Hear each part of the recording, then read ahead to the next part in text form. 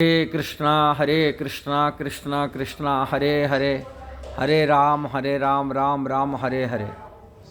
भगवान श्री चैतन्य महाप्रभु गौड़ीय संप्रदाय के आचार्य थे, ना गुरु थे, ना संप्रदाय के संस्थापक थे। क्या इसी परंपरा के क्या थे? ये लोगों के अंदर में धारणा जो है, तरह तरह गौड़ीय परंपरा की शुरुआत भगवान श्री चैतन्य महाप्रभु के द्वारा हुआ, ये विचार करते हैं। किंतु ये विचार करने के बात है, भगवान श्री चैतन्य महाप्रभु कोई संस्था का संस्थापक आचार्य हिसाब से कार्य नहीं किए कि जैसे ही हम देखा जाएगा अलग अलग आचार्यों की, गुरु की जो संस्था बनाते हैं, उन्होंने संस्था चलाने के पहले संस्था को एक ग्रंथ देते हैं, जो ग्रंथ के आधार पर संस्था चलता है। वह आचार्य रूप में माना जाता है। शंकराचार्य हो कि निम्बार्काचार्य हो कि माध्वाचार्य हो कि कोई भी वैष्णव आचार्य जितना हमारा आए हैं, देखा जाता है उनकी वैष्णव परंपरा की जो उनकी आचार्य की जो भूमिका है, उन्होंने विशेष करके वैदिक शास्त्र की कमेंट्री टीका देते हैं। टीका के आधार पर उन्होंने संस्था चलाते हैं, परंपरा चलाते हैं, और वो संस्था के आधार पर कार्य होता है, उसी की निर्देशावली में कार्य होता है, जिसे संस्थापक आचार्य रूप में उनको घोषणा करते हैं। जब तक कोई परंपरा की, आचार्य की, फाउंडर की, संस्था की जो ग्रंथ नहीं, मूल ग्रंथ नहीं देखा जाता है, उनको संस्थापक आचार्य माना नहीं जाता है। भगवान श्री चैतन्य महाप्रभु अपने लीला में, कार्यों में कभी इस प्रकार कार्य नहीं किए। जैसा ही शिल प्रभुपाद इस्कॉन के संस्थापक आचार्य, उन्होंने कई ग्रंथ बनाया, उसी ग्रंथ के निर्देश अनुଯାयी वो ग्रंथ के हिसाब से कार्य करने के लिए प्रेरणा दिया, अपनी संस्था के अनुयायियों को निर्देश दिए। कि शंकराचार्य मध्य में अपनी फिलोसफी, अपने दर्शन शास्त्र स्थापन किए, जिस प्रकार उन्होंने सिद्धांत पर आगे जा करके उनकी परंपरा चलेगा निर्णय दिए। श्री रामानुजाचार्य हो कि माध्वाचार्य हो, निम्बार्काचार्य हो कि विष्णु स्वामी हो, कोई भी संस्था के संस्थापक आचार्य अपना दर्शन शास्त्र स्थापन करते, उसी दर्शन शास्त्र के हिसाब से कार्य किया जाता है, उनको आचार्य माना जाता है। कि भगवान श्री चैतन्य महाप्रभु ऐसे कुछ नहीं किए। क्यों नहीं किए? इसका कारण, मुख्य कारण है, भगवान चैतन्य महाप्रभु कभी अपने संस्थापक आचार्य इसलिए नहीं माने कि वो स्वयं भगवान थे। साक्षात भगवान होने के नाते कलियुग का प्रेम की देने के लिए आने के नाते उन्होंने एक गुरु आचार्य रूप में कार्य नहीं किए, परंपरा में कोई शिक्षा नहीं दी। उन्होंने जो भी किए, ये परंपरा के माध्यम को शिक्षा देने के लिए उन्होंने अपनी अनुयायी, जो अपने शिष्य श्रील रूप गोस्वामी की सनातन गोस्वामी के निर्देश दिए, तुम आगे जाकर के भक्ति शास्त्रों को प्रणयन करो, जिससे लोग आगे भक्ति कर पाएंगे, भक्ति सीख पाएंगे, और उनके माध्यम से कराए। उन्होंने खुद नहीं किए, उन्होंने किए परंपरा जो शिक्षा दर्शन है, अमृत वैदिक शास्त्र पहले से है, श्रीमद् भागवतम है, और वो भागवतम के शिक्षा आदेश पर संस्था परंपरा की जो शिक्षा वो चलना चाहिए। अपनी नया कुछ नवीनीकरण के लिए कुछ नहीं शिक्षा दी। जैसे नवीनीकरण के लिए संस्थापक आचार्य लोग को नया नया सिद्धांत पर अपना दर्शन शास्त्र को देख करके संस्था को चलाते, कि परंपरा को चलाते हैं, जिस प्रकार आचार्य लोग हुए। किंतु भगवान चैतन्य वैसे नहीं किए, कारण वो परंपरा बोले पहले से है। कारण इसी परंपरा में वेदव्यास कलियुग की प्रारंभ में हमारा वेदांत दर्शन के ऊपर उन्होंने श्रीमद् भागवतम को दे दिए।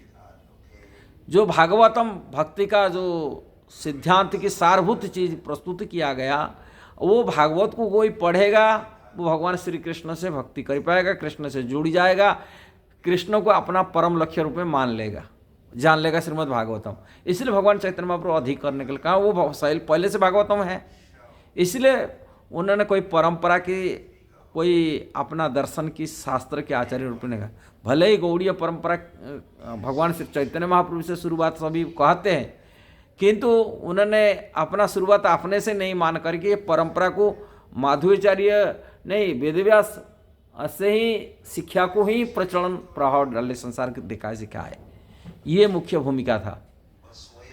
और इस ये बारे में थोड़ा सा विचार करने के बात है कि भगवान जो शिक्षा देते हैं, भगवान चैतन्य महाप्रभु प्रेम के अवतार थे, और वो अपने रस का आस्वादन मुख्यतः की है।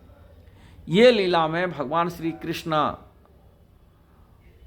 राधारानी की भाव और रस आस्वादन किए, राधारानी के प्रेम को आस्वादन किए।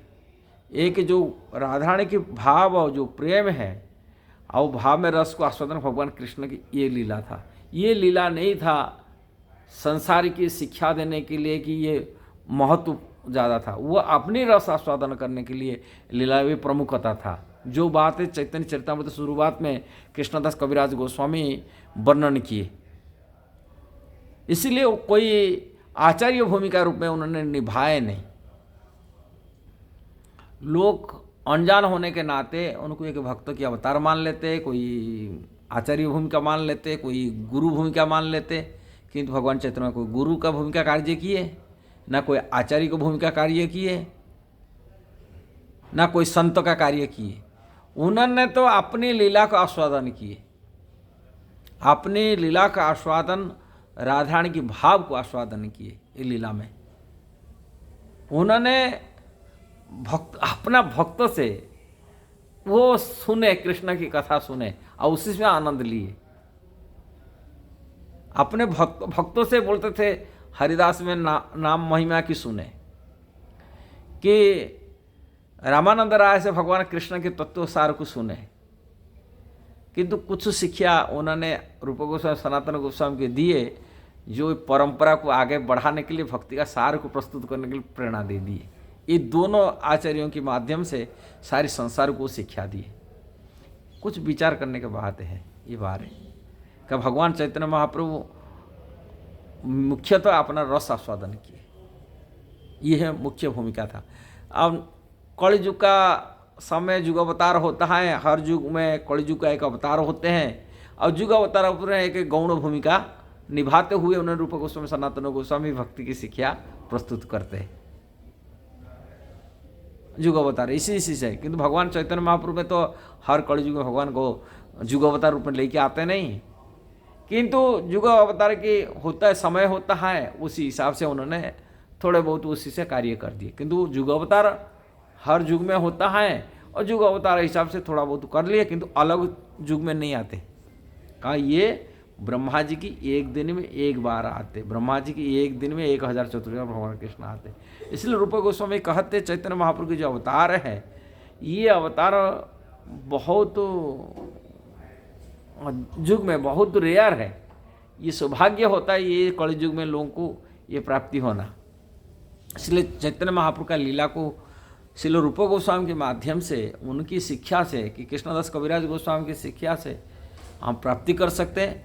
और श्रील प्रभुपाद जैसे महान आचार्य हुए, उन्होंने इसको गंभीर रूप में अपने जीवन में उतारे, और गौरवाणी भगवान श्री चैतन्य महाप्रभु की वाणी को, उनकी संदेश को, उनकी लीला को उन्होंने दुनिया को सिखाए।